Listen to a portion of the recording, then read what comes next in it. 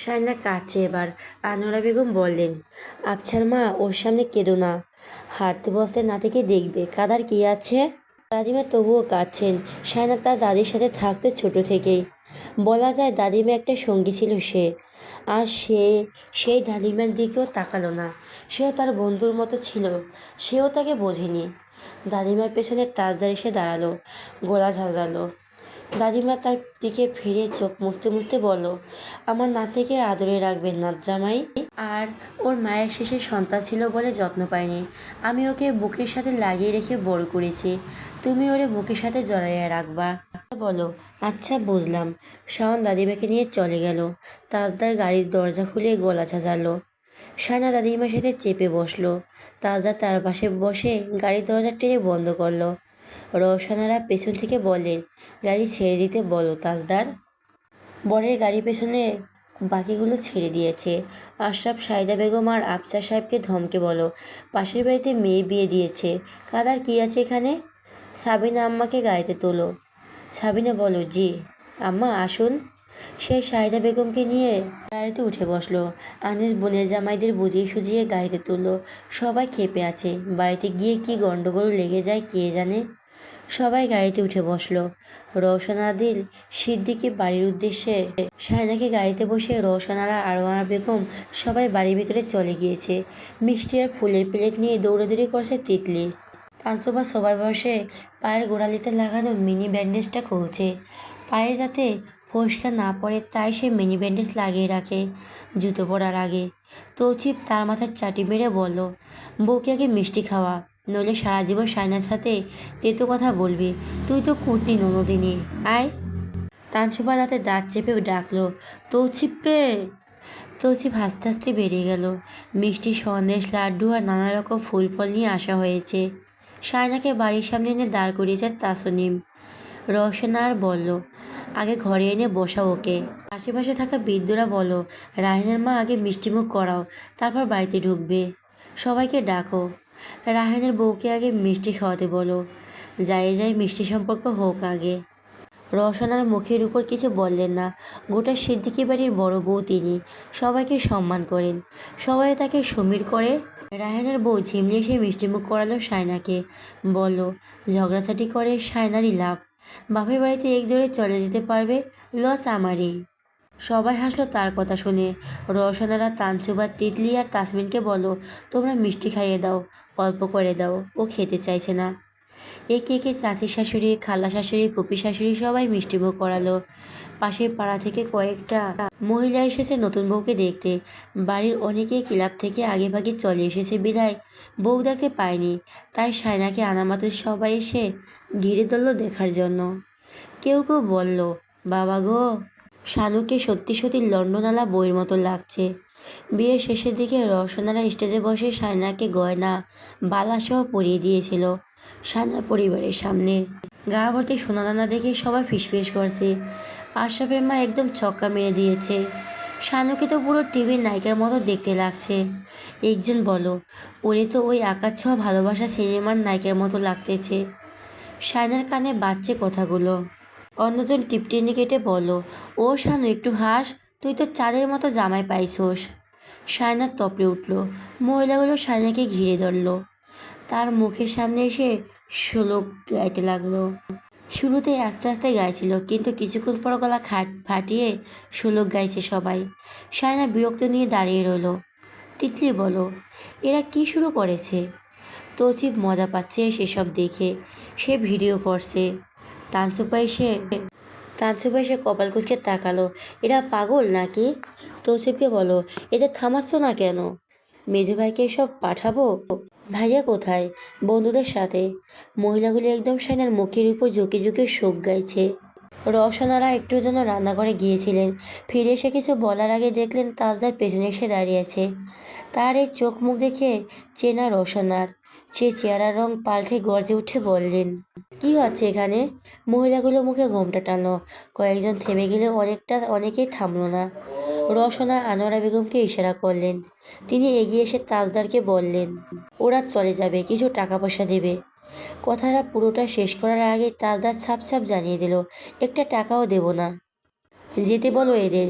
কানের কাছে কী সব শুরু করেছে? কোথায় লেখা আছে এসব পড়তে হবে? এই মহিলারা! আঙুল তুলে তুড়ি বাজালো সে। মহিলাগুলো তাকাতেই তাজদার তাদের সরে যেতে বলল। আনোয়ারা বেগম বলল, আল্লাহ, এভাবে বলতে নেই তাজদার, এরা রোজ আসবে না। তুমি ভেতরে যাও। এভাবে বলো না নতুন বউয়ের সামনে। যাও, তিতলি চাঁদসোবা নতুনভাবে গিয়ে ভেতরে নিয়ে যাও। সায়নার পাশ কেটে তাজদা সে দেখি ভেতরে চলে গেল। সায়নাকে সোফায় এনে বসানো হলো। নিজেদের মেয়েকে শ্বশুরবাড়িতে পাঠানোর পর বাপের বাড়ি থেকে কয়েকজন দেখতে যায়। আনিস আশরাফ যাওয়ার সময় শারমিলা আর সাবরিনের স্বামীকে বলল যেতে। তারা যাবে না বলে দিয়েছে। আফসার সাহেব দুই জামাইয়ের উপর খেপেছেন। রাগত স্বরে বললেন, এতে দোষ ধরে বসে থাকলে হয় না। ছেলেটা একটু এমন, ওর কাজকর্মে রেগে থাকলে তো সমস্যা। স্টেজ ভেঙেছে ওর পছন্দ হয়নি বলে। কে কষ্ট পাবে সেটাও ভাবেনি। শারমিন বলল, আমাদের আগে বলে দিত তো হতো, টাকাগুলো নষ্ট হতো না। সে নিজের পছন্দ মতো স্টেজ সাজাতো। সার্বিরা বলল, আব্বা, নতুন জামাই পেয়ে এখন আগের দুটোকে চোখে দেখছো না? দোষ তো দেখছোই না। শারমিলা আরও কিছু বলতে যাচ্ছিল। শায়নার বড় দুলাভাই বলল, বাদ দাও, এসব কথা বলে ঝামেলা বাড়বে। আফসার সাহেব বললেন, জামাই শানুকে দেখে আসো। শারমিলা বলল, আবার অপমান হতে যাবে? আম্মা আব্বাকে কিছু বলবে না? আব্বা কোন আক্কেলে ওই বাড়িতে যেতে যেতে বলছে তোমাদের জামাইকে? আফসার এসে বলল, সবাই চুপ যাও এখন, ও আসছে বোধ হয়। সাইদা বেগম বললেন, কে? শাওন ছুটে এসে বলল, সবাই চুপ, তাজদার ভাই এসেছে। মুহূর্তে সবার গলার সুর পাল্টে গেল। সবাই নড়ে চড়ে দাঁড়ালো। তাজদার মাথা নামিয়ে চৌকাঠ পার করে ঘরে ঢুকে সাইনা দুলাভাইদের বলল, জামিল ভাই, ইমতিয়াজ ভাই আসেন, চা ঠান্ডা হয়ে যাচ্ছে। জামিল ইমতিয়াজের দিকে তাকালো, ইমতিয়াজ জামিলের দিকে। আফসার সাহেব হেসে উঠলেন, হ্যাঁ, আমি ওদের পাঠাচ্ছিলাম। যাও যাও, তোমাদের বোনকে দেখে এসো। আফসার, আনিস, তোরাও যা, দেখে আয় আমার মেয়েটাকে। তাজদার জামিল আর ইমতিয়াজকে নিয়ে বেরিয়ে গেল। সায়না তখনও সোফায় বসা ছিল। বাড়িতে দুলাভাইদের ঢুকতে দেখলো সে। তারা এলো, সে হঠাৎ খুশি হয়ে গেল। পেছন পেছন ফোনে চোখ রেখে তাজদা সেদিকে বাড়িতে ঢুকছে দেখে কপাল কুঁচকে গেল। বাড়ি গিয়ে ডেকে এনেছে নাকি? দুলাভাইরা এসে সায়নাকে মিষ্টি খাইয়ে বলো, আমরা ওই বাড়ির জামাই, শ্বশুরবাড়িতে বেড়াতে এলে আপনার সাথে দেখা সাক্ষাৎ হবে। সায়নার মুখ ঘোমরা করে বলো, তোমাদের ডেকে এনেছে নাকি? হ্যাঁ, আমাদের খুশি করার জন্য বলেছে। ওয়ালিমার স্টেজ আমাদের পছন্দ মতো বানাতে। সায়না বলল, নাটক করতে ফার্স্ট। সায়নাকে নিয়ে গেল তিতলি।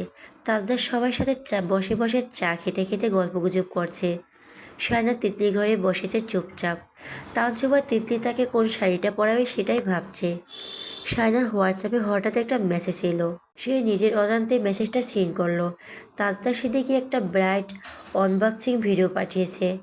সায়নার গায়ে লোম দাঁড়িয়ে পড়ল। ভিডিওতে বড় কনের গয়না খুলে দিচ্ছে।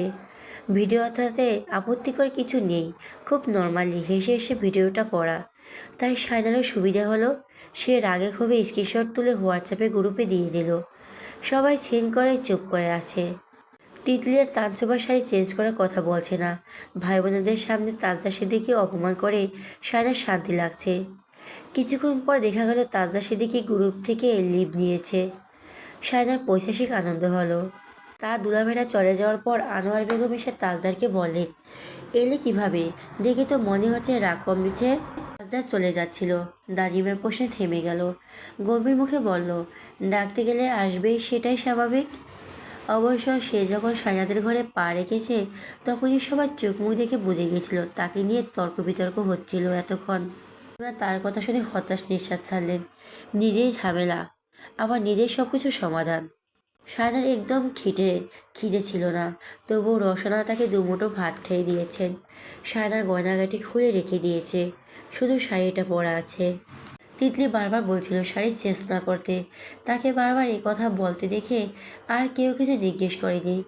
আনোয়ারা বেগম মুখ ফসকে বলে ফেললেন, তাজদার বোধহয় মানা করেছে। সায়না তখন এত লজ্জা করেছিল তা বলার বাইরে। গলার চেন, হাতে চিকন চুড়ি আর ছোট্ট টিকলিটা পরিয়ে দেওয়া হয়েছে সায়নাকে। ঝিমলি, দাদিমা, তাজদারের ফুফাতো মামাতো ভাইয়ের বউরা সবাই সায়নাকে তার ঘরে নিয়ে এসেছে। ঘরটা মনে হচ্ছিল না, মনে হচ্ছিল ফুলের দোকান, চোখ জুড়িয়ে যাওয়ার মতো সুন্দর। সায়নার চোখে তবুও অসুন্দর, বিচ্ছিরি ঠেকছিল। তানিমা পান করা মিষ্টির প্লেট রেখে কানের কাছে গিয়ে কি যেন শিখিয়ে পরিয়ে দিল। একটাও সায়নার কানে ঢুকলো না। ভাবিরা সবাই মস্করা করছে। সায়না চুপচাপ শুনল, কোনো প্রতিক্রিয়া দেখালো না। সবাই হাসি ঠাট্টা করে ঘর থেকে চলে গেল। সায়না শাড়িটা নিয়ে অস্বস্তিতে ভুগছে। সে বিছানা থেকে নেমে কাঁধের কাছে পিনটা সরিয়ে নেওয়ার চেষ্টা করলো। পিন ছাড়াবে তখনই দরজার বাইরে কেউ গলার ভেতর শব্দ করলো। সায়নার আঙ্গুলের পিন বেড়ে গেল। পিনটা ছাড়ানো গেল না। সেটি খোলার অবস্থায় কাঁধের কাছটা থেকে গেছে। আঙুলে যন্ত্রণা হচ্ছে। সায়না আঁচলটা টেনে মাথায় তুলল দ্রুত। নিজেকে ঢেকে ঢুকে এমনভাবে রেখেছে দাঁড়ালো যাতে তার মুখও দেখা যায় না। তাদের সেদিকে ঘরে পা রেখে তার দিকে তাকিয়ে দরজা বন্ধ করলো। ধূপধাপ শব্দ করে কাবাট খুলল, বন্ধ করলো। আচমকা ঘরে হালকা আলো কমে এলো। সায়নার সামনে এসে দাঁড়ালো ছায়াটা। সায়না ঘোমটা আড়াল থেকে চোখ তুলে তাকালো। তাজদার ভুরু নাচালো। সায়নার নিঃশ্বাস ফেঁপে উঠেছে। সে নিঃশ্বাস ফেলছে কি ফেলেনি নিজেও জানে না। তাজদা সেদিকে তার পাশ কেটে চলে গেল, আবারও গা ঘেঁষে। একদম বাহুতে বাহু লেগেছে। পাশ কাটিয়ে চলে যাওয়ায় সায়না স্বস্তির নিঃশ্বাস ফেলবে। তখনই সে চেনা অহংকারী দাম্ভিক কণ্ঠস্বরটি তার কানের কাছে বলে উঠল, হ্যালো। সায়নার সামনে পিছনে কোনো দিক তাকালো না, শুধু পালিয়ে যাচ্ছিল। ধড়াম করে দেওয়ালে লেগে গেল তার কপাল। মাথাটা ঘুরে উঠল। চোখ মুখ অন্ধকার, কানের ভেতর শো শো আওয়াজ করছে। সে বলে ওঠার আগে তাজদা সেদিকে তাকে নিজের কাছে টেনে এনে জড়িয়ে ধরে বলল, উফ। সায়না নুয়ে পড়েছে। কপালের আগাটা জোরে লেগেছে। পুরো মাথা টনটন করছে। মনে হচ্ছে মাথার ভিতরে কিছু একটা প্রচণ্ড পরিমাণ আঘাত পেয়েছে। কানের মধ্যে শো শো শব্দটা কমছে না। কানের পিনটা ফুঁসে বসে আছে। সে নড়তে চড়তে পারছে না। নিজের নিঃশ্বাসের শব্দ সে নিজেই শুনতে পাচ্ছে না। মনে হচ্ছে সে কোনো দুঃস্বপ্নে ভাসছে। কিছুক্ষণ পর সবটা মিথ্যে হয়ে যাবে। কিন্তু দুঃস্বপ্নটা ভাঙছে না। সে ছটপটিয়ে উঠল। শরীরটা তো হালকা লাগছে তা বলার বাইরে। মনে হচ্ছে হাওয়ায় ভাসছে। শুধু গোলাপ ফুলের ঘ্রাণটা নাকে পাচ্ছে সে। তারপর হঠাৎ করে মনে পড়ল পুরো ঘরে মেঝে আর বেডে বিছানার সাদা চাদরের একটা জায়গাও খালি নেই, যেখানে ফুলের পাপড়ি ছিটানো হয়নি। সে এখনও চোখ মেলেনি, তবুও অল্প অল্প ফোপাচ্ছে। শরীরটা কাঁপছে। নাকের সামনে হঠাৎ কমলার সুগন্ধি এলো। সায়নার চোখ মেলতে মেলতে আবার চোখ খিচে বন্ধ করে নিল। দুটো চোখ তাকে পাহারা দিচ্ছে পাশাপাশি শুয়ে। সায়নার ইচ্ছে করে চোখ বন্ধ করে শুয়ে আছে। নিঃশ্বাস ফেললো খুব আস্তে ধীরে, যেন শব্দও না হয়। কতক্ষণ এভাবে ইচ্ছে করে চোখ বুজে রাখা যায়? খুব অস্বস্তি হচ্ছে তার। তার নাকের কাছে কমলার খোসার ছোঁয়া লাগতে সে চট করে চোখ মেলে। তাজদা সেদিকে একদম তার পাশ ঘেঁষে বুক আর দুই হাতের ভর দিয়ে উপর হয়ে শুয়ে কমলার কোয়া চিবাচ্ছে। সে চোখ মেলে কমলার ঘরে চিবোতে চিবোতে তার দিকে তাকালো। তাকে তাকাতে দেখে সায়না জড়সড় হয়ে গেল। পরপুরুষ থাকলে যেমন জড়সড় হয়ে আসে শরীর, ঠিক সেভাবেই। তার এখন নিজের কিছু বোধ হচ্ছে না। না এই ঘর, না এই বর। এই বাড়িতে ভয়ে ভয়ে পা রেখে মেজ দখল করে টিভি দেখার জন্য তাকে কলিজা হাতে নিয়ে বসতে হতো। তাজদা সেদিকে ঘরের দিকে কখনো উঁকি দেওয়ার সাহসও করেনি সে। তার এখন মনে হচ্ছে তখন সে ক্লাস 4-এ ছিল। বড় আম্মু চুল আশ্রে দিত সে মাঝে মধ্যে। বড় আম্মু বলতেন সে চুল আশ্রে দিলে নাকি শান্তি লাগে। যদিও ক্লাস 6-7-এ ওঠার পর আম্মা তাকে ওই বাড়িতে দিকে যেতে দেয়নি। সায়না নিজেও ঘরকুনো হয়ে গিয়েছিল। একদিন চুল আশ্রানোর এক ফাঁকে বড় আম্মু হঠাৎ বললেন, তেলের বোতলটা নিয়ে আয় আমার ঘর থেকে। সায়নার বড় আম্মু কথা মতো তেলের বোতল আনতে গেল। ভয় কাজ করছিল না তখন, কারণ সে জানতো তাজদা সেদিকে নেই বাড়িতে। সে থাকলে বড় আম্মু তাকে ঘরে যেতে বলতো না। বড় আম্মুর কথা মতো ঘরে গিয়ে তেলের বোতলটা খুঁজতে লাগলো সে। অনেকক্ষণ পর পেয়েও গেল। তেলের বোতল নিয়ে ঘর থেকে বেরানো মাত্রই তার বুক ধড়ফড়িয়ে উঠল। সে কি ভয়! সায়না কোনোদিন জিন ভূতেও এত ভয় পায়নি। তার সামনে তাজদা সেদিকে দাঁড়িয়ে। চেহারার রং পাল্টে গেল তাকে দেখা মাত্রই। কর্কশ স্বরে জানতে চাইল, ওই এখানে কি করছিস? সায়নার মনে হয়েছিল সে মরে যাবে। তিতলি এসে পড়ায় কোনো মতো বেঁচে গিয়েছিল সে। কিন্তু তার পরের দিন উঠোনে বসে সে আবারও বড় আম্মু উল্লাসে দিচ্ছিল। তখনই তাজদা সেদিকে খেলার মাঠ থেকে এলো নেমে গিয়ে। বড় আম্মু জানতে চাইলেন, তোমার ঘড়িটা কোথায় পেলাম না? কোথায় রেখেছো তোর দামি ঘড়ি? তাজদার সেদিকে কাট কাট গলায় বলো, চোর ছোটা সবগুলোকে বাড়িতে ঢুকতে দিলে জিনিস ঠিকঠাক জায়গায় থাকবে? বলে সায়নার দিকে কেমন ঘৃণ্য দৃষ্টিতে তাকিয়ে চলে গেল। বড় আম্মু চুপ করে গেল। সায়নার এত অপমান লেগেছিল, সে এমন না দেখা মতে চুপে চুপে কেঁদেছিল অনেক। তারপরের দিন বড় আম্মু ডাকলেও সে আর যায়নি চুল আছড়ে দেওয়ার জন্য। তখন সায়না বিকেলবেলা খেলা করতো বাড়ির পেছনের বিলে। তিতলি একা একা বসেছিল। সায়না তিতলিকে ডাকলো খেলার জন্য, তিতলি এলো না। সায়না অন্য একজন বান্ধবী ঝর্ণা তিতলিকে ডাকতে গেল, তিতলি তবুও এলো না। কেন এলো না জানতে চাইলো। ঝর্ণা বলল, তিতলি নাকি বলেছে মেজো ভাইয়া বলেছে চোরেদের সাথে খেলা না করতে, ও একটা চোর। ভাইয়া আমাকে মারবে ওর সাথে খেলতে দেখলে। কথাটা শুনে সবাই অনেক হাসাহাসি করেছে সেদিন। সায়না বাড়ি ফিরে এসেছিল আর খেলায় মনোযোগ দিতে পারেনি। তার সাথে মাঝে মধ্যে খেলতো। তার মেজো ভাই আসতে মনে হতো সায়নার কাছ থেকে অনেক দূরে চলে যেত। অনেক সময় এমন হতো সে সায়নাকে ধাক্কাধাক্কি করে চলে যেত, বলতো তার সামনে থেকে, সায়নার চোখের কোনা বেয়ে জলগুলো কি এমনি এমনি গড়াচ্ছে আজ? তাকে ঘিরে আছে এত আয়োজন, অথচ কেউ সে একটু খুশি হতে পারছে না। জবাবটা তো তার কাছেই আছে। এই ঘরের দিকে তো সে কোনোদিন চোখ তুলে তাকাতেও পারেনি, ঘরের সামনে দিয়ে হেঁটে যেতে পারেনি। আজ একদম সেই ঘরে, তাজদার সিদ্দিকীর বিছানায়, তার পাশে, তার কাছে। এটি তার কাছে দুঃস্বপ্নের মতো। সে কখনো চায়নি, বরং সে মনে মনে চাইতো তার জীবনসঙ্গী যেন এমন না হয়। সে আলতো করে সরে পড়েছিল। তাজদারের এক হাত তার পাশে এসে দেওয়ালের মতো বিছানার চেপে বসলো। সায়না আটকে গেল, অবাক দৃষ্টিতে তাকালো তাজদারের দিকে। কানা দোলা পাকিয়ে তার গলার কাছে এসে থমকে গেছে। তাজদার তাকে বুকের নিচে টেনে নিল, তার মুখের উপর ঝুঁকে বলল, 116 phone calls, 73 message, but no reply, why? বলে ঠোঁট উল্টালো। সায়না নড়ে চড়ে উঠল। অল্প স্বল্প কাঁপছে সে, কাঁদুনি তালে মুখটা হালকা ফিরিয়ে নিয়ে এলোমেলোভাবে বলল, আমি ঘুমাবো, ঘুম পাচ্ছে, কানে লাগছে, আমার ভালো লাগছে না। আম্মু। ঠোঁট ভেঙে কান্না এলো তার। অভ্যাসবশত অস্পষ্ট স্বরে মাকে ডেকে ফেলল সে। পাশ ফিরে গিয়ে এলোমেলো সুরে কে যেন বিড়বিড় করে কাঁদতে লাগলো। হাত পা কেমন খিঁচে যাচ্ছে তার, নিঃশ্বাস ফেলতে কষ্ট হচ্ছে। মোচড়াচ্ছে সে। তাজদা সেদিকে তার পিঠের নিচে হাত বুলিয়ে টেনে এনে বুকের সাথে শক্ত করে জড়িয়ে ধরে আলতো করে তার গালটা সায়নার গালে চেপে ধরলো। কান্নার চোটে সায়নার গোটা শরীরটা দুলে উঠল। তাজদা সেদিকে তার খসখসে গালটা জোরে সায়নার কোমল ত্বকে আরও চেপে ধরে নাক ঠোঁট ডুবিয়ে দিয়ে বলল, রিল্যাক্স। সকাল 8টার দিকে সায়না দাদিমা এলো নাতিকে দেখতে। নতুন শাড়ি পরেছে, মুখে তিব্বত পাউডার মেখেছে, নতুন স্যান্ডেল পাইয়ে দিয়েছে। দাদিমা দেখতে এমনিতেই সুন্দর, সায়না তার দাদিমার মতো দেখতে হয়েছে। নাতনিকে খালি হাতে দেখতে আসেনি তিনি, এক কার্টন মিষ্টি আর নিমকিও এনেছে। সায়নার ঘরে তখন আত্মীয় স্বজনে ভরা, সবাই বউ দেখতে ভিড় জমিয়েছে ঘরে। সায়নাকে এটা ওটা জিজ্ঞেস করেছে, শাড়ি গহনা দেখছে, তার ভাইরা কে কী করে সব জানতে চাইছে। সায়নার সংক্ষিপ্ত আকারে উত্তর দিচ্ছে। সায়না দাদিমাকে তেতলি ঘরে নিয়ে এলো। দাদিমা ভিড় দেখে বলেন, সবাই তো নতুন বউকে দেখছে, আমি ভুল সময় এলাম নাকি? মেহমানরা একটু সরে গেল। তিতলির মেজে খুবই বলল, না চাচি আসো, তোমার নাতিকে সবাই গল্প করছিল সবাই। তিতলি সবাইকে নিয়ে গিয়েছে, তারা দাদি নাতনি কথা বলুক। দাদিমা সায়নাকে গালে হাত বুলিয়ে দিলেন, গালের সাথে গাল ঠেকেই আদর করলেন। সায়না সরে বসল, মুখ ফিরে রাখল। দাদিমা তার চুলের সেটি হাত দিয়ে মালিশ করে দিতে দিতে বললেন, কিছু খাসনি? সায়না হাত সরিয়ে দিয়ে বলো, চুল বেঁধেছি, নষ্ট করে দিচ্ছ। দাদিমা তার মুখের দিকে তাকিয়ে রইলেন। সায়না একটু করে ফিরে দাদিমার দিকে, এভাবে কি দেখছো? বেটার তোরে কাল রাতে কিছু দেয় নাই? উপহার দেন তো?